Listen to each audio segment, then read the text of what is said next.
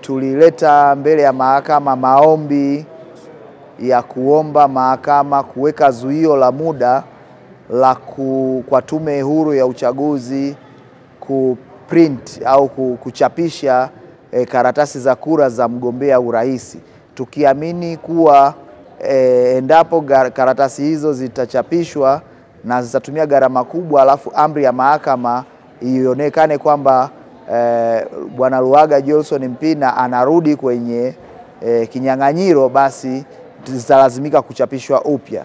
Lakini mahakama hii imesema hoja hizo hazina mashiko sana, kwa kuwa hatukuweza kuleta uthibitisho kama upande wa Tume Huru ya Uchaguzi imeshaanza mchakato wa kuchapisha karatasi hizo. Kwa hiyo mahakama imesema kwa kuwa hakuna ushahidi kwamba zimeshaanza, basi busara inaonyesha kwamba tuache.